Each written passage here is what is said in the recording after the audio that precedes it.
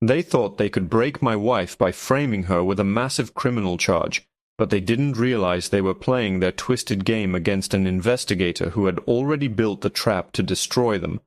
My wife, Maya, has always been the kind of person who radiates warmth. She's a waitress at the Gilded Fork, an upscale bistro in the heart of the city, and honestly, she's the reason half the regulars keep coming back.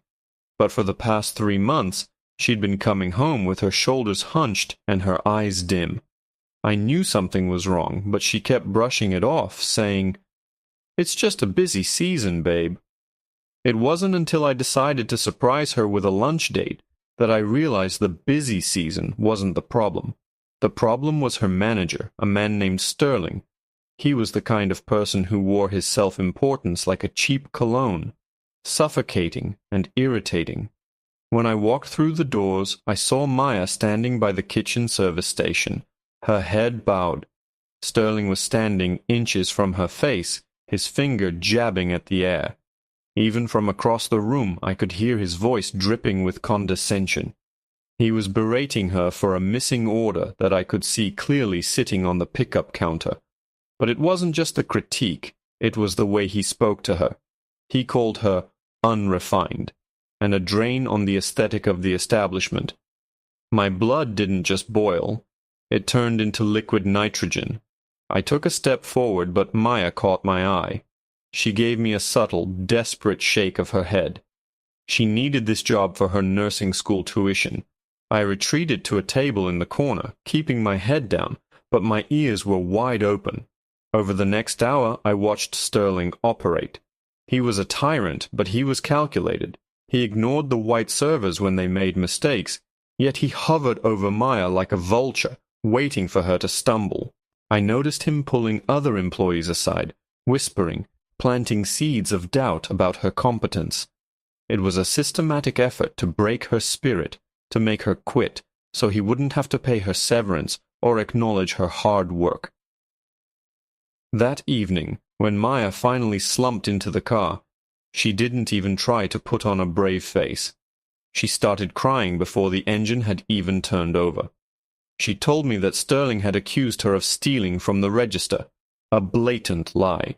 He told her if she didn't resign by Friday, he'd report her to the corporate office for internal theft, a move that would ensure she'd never get another job in the service industry again. He was building an organized scheme to frame her, creating a paper trail of false warnings and fabricated errors. He even went as far as planting a small envelope in her locker, claiming it contained restricted substances, threatening her with a massive criminal charge that could land her an enormous jail sentence if she didn't just walk away quietly. I listened to every word, my grip on the steering wheel turning my knuckles white. He wasn't just being a jerk. He was trying to ruin her life because of the color of her skin and his own pathetic ego. He thought he was untouchable because he had the backing of the regional manager, but he didn't realize that he had been playing his game in front of someone who had spent his career in corporate investigations. I told Maya to go to work the next day like nothing had changed. I told her to play the role of the submissive employee. She didn't know what I was planning, and maybe that was for the best. I spent the entire night at my desk pulling every file, every receipt, and every digital footprint I could find on Sterling. By the time the sun started to rise, I had found it, the smoking gun. It wasn't just the bullying, it was the embezzlement. Sterling had been using the restaurant's accounts to fund his own personal habits, and he was using Maya as the perfect scapegoat to cover his tracks.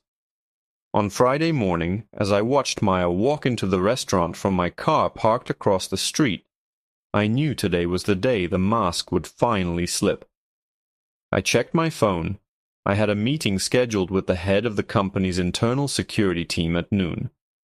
Just as I was putting the car in gear, I saw Sterling emerge from the front entrance, pointing at Maya and screaming for the police to be called.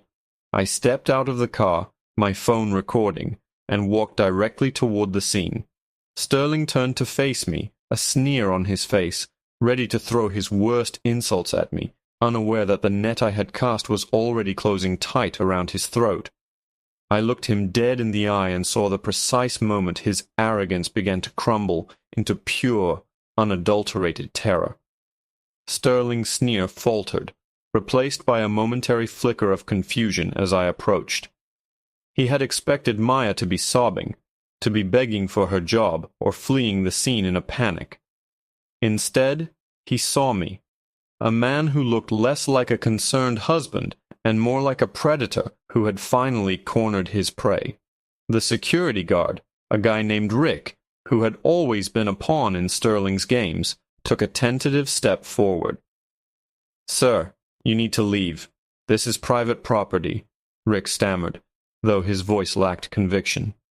"Actually, Rick," I said, my voice steady and cold enough to cut glass, "we're done with the theatrics." I reached into my pocket, and for a split second Sterling's eyes widened, his hands trembling as he likely expected me to pull out a weapon. Instead, I pulled out a thick manila folder. I didn't hand it to him. I held it up like a judge presenting a verdict. Sterling scoffed, trying to regain his posture. "You think you can intimidate me? You're just a disgruntled spouse with a superiority complex. I have the evidence of theft in her locker right now. I have the police on speed dial for this attempted fraud and possession of prohibited substances. You're looking at an attempt to frame her with a major criminal charge that'll ruin her life forever." He looked so smug, so utterly convinced of his own brilliance. He didn't know that while he was busy planting an empty envelope in a locker, I had spent the last 48 hours mirroring his email server. Every transaction, every unauthorized kickback from vendors, every document where he had forged Maya's digital signature to authorize fraudulent expenses, I had it all. "You're talking about the envelope in her locker, Sterling?" I asked, stepping into his personal space. I could smell the stale coffee and expensive cigarettes on him. "The one you think is full of illegal items? I suggest you check the security footage from the hallway at 3:15 a.m. on Tuesday. You know, the time you conveniently thought the cameras were on a loop. My contact at the internal security department, the one currently waiting in the back office, by the way, happens to have the unedited feed." The color drained from his face so quickly he looked like a wax mannequin left in the sun. The bravado evaporated. He opened his mouth, but no sound came out. The restaurant, usually a bustling hub of lunch-hour chatter, went dead silent. The other waitstaff were watching, their trays frozen in their hands. Even Rick the guard realized he was standing on the wrong side of a sinking ship and took a step back, distancing himself from the manager. "You've been running a sophisticated, organized scheme for months, Sterling," I continued, my voice now loud enough for the diners to hear. "You've been skimming off the top and using Maya as a convenient target because you thought nobody would believe a waitress over a manager. But you're not as clever as you think. You're just a thief with a god complex." I heard the sound of footsteps behind me.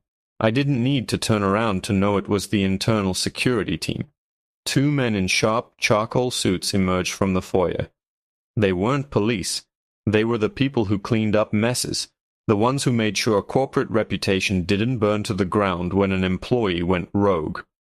They looked at the folder in my hand, then at the frozen, sweating form of Sterling. "Mr. Sterling," the taller one said, his tone clinical and devoid of mercy. "We have some questions regarding a discrepancy in the quarterly vendor payouts. We'd like to invite you to our offices for a formal inquiry. And based on what we've seen in the last 10 minutes, you might want to call a lawyer who specializes in massive financial fraud." Sterling's knees buckled. He looked at me, then at Maya, who was finally standing tall, her eyes bright with a mixture of shock and vindication. He tried one last desperate move. He lunged toward the kitchen door, clearly intending to bolt through the back exit. But as he turned, he tripped over his own feet, crashing into a table and scattering silverware across the floor. As he scrambled to get up, his jacket fell open, revealing a hidden compartment in his inner pocket. He pulled out a small metallic object, not a firearm but a thumb drive, and tried to snap it in half. He didn't make it. One of the security agents tackled him, pinning him to the floor with a practiced, brutal efficiency. As they dragged him up, his face mashed against the hardwood, he let out a guttural scream, his eyes locking onto mine with a look of pure, unadulterated hatred. He started laughing, a high-pitched, hysterical sound that echoed through the restaurant. "You think you won?" he shrieked, his voice cracking. "You have no idea who I'm connected to. You think I'm the only one in this building doing this? You just signed your own death warrant." He was still laughing as they hauled him toward the exit, but then the restaurant's front doors swung open again. It wasn't the police. It was a man in a black suit who looked like he hadn't slept in a week, carrying a briefcase that looked suspiciously like a bomb. He walked straight past the security guards, ignored Sterling entirely, and stopped right in front of me. He looked at my face, checked a photo on his phone, and said, "I think you have something that belongs to my employer. And I think you've made a very dangerous mistake." The man in the black suit didn't look like a hitman. He looked like a weary auditor who had spent too many nights under fluorescent lights. He handed me a business card that was embossed with a firm I recognized, the primary holding company that owned not just the Gilded Fork, but half the real estate in the city. He didn't look at Sterling, who was now being dragged out the door by internal security. He didn't even look at the chaos the scene had caused. He looked only at me. "Mr. Sterling was indeed a problem," the man said, his voice as dry as parchment. "But he was a sloppy one. He was skimming from accounts that he didn't realize were already under a deep-cover internal audit. We knew about his organized scheme 3 months ago. We were simply waiting to see who else was involved." I felt the air leave my lungs. "You used Maya as bait?" I asked, my voice rising. The man tilted his head. "We didn't need bait. Sterling chose his own victims based on his own prejudices. We merely let him dig his own grave while we gathered the evidence to ensure he'd face an enormous jail sentence for his financial crimes, not just a slap on the wrist. You, however, interfered with a delicate timeline. You didn't just expose him. You exposed the entire regional ledger." He reached out and gently took the folder from my hand. He opened it, scanned the documents I had compiled, and let out a soft sigh. "You were thorough. More thorough than our own junior analysts. That's why you're not in trouble. That's why you're being offered a seat." The transition was jarring. Within an hour, the restaurant was closed for operational restructuring. Maya was safely tucked away in a quiet booth sipping water, while I was sitting in the manager's office, the very office where Sterling had terrorized my wife, facing a man who held the keys to the kingdom. They weren't looking to silence me, they were looking to hire me. My background in corporate investigations wasn't just a hobby.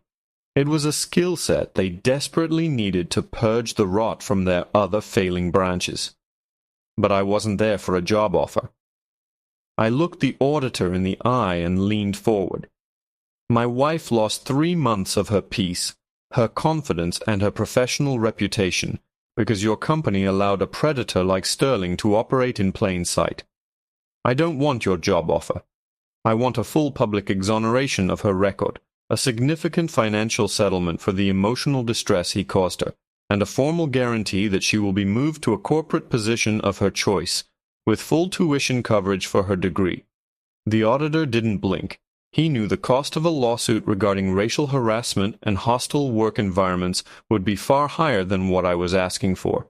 He pulled out a pen, signed a document on the desk, and slid it toward me. It was everything I had demanded, and then some. Walking out of that restaurant felt like stepping out of a long, dark tunnel. I found Maya near the hostess stand. She looked exhausted, but for the first time in months her shoulders were back, and her jaw wasn't clenched. When I told her what had happened, that Sterling was gone, that our future was secured, and that the company had bowed to us, she didn't scream or celebrate. She simply took my hand and squeezed it so hard it almost hurt. Sterling's downfall was absolute. He didn't just lose his job. He faced decades behind bars for the organized scheme he'd constructed. and because he'd tried to frame a nurse with fake evidence of prohibited substances, the judge threw the book at him. He became a cautionary tale in every corporate training seminar that followed. As for us, we moved on. Maya finished her degree at the top of her class, and I took a quiet role as an independent consultant, making sure no one like Sterling ever had the chance to hide behind a title again. We learned that while evil people often think they are the smartest in the room, they are always just one mistake away from total collapse. And sometimes, all it takes to bring the whole structure down is a husband who is willing to watch, wait, and strike when the timing is perfect. Justice didn't just find us. We made sure it had a direct path to the front door.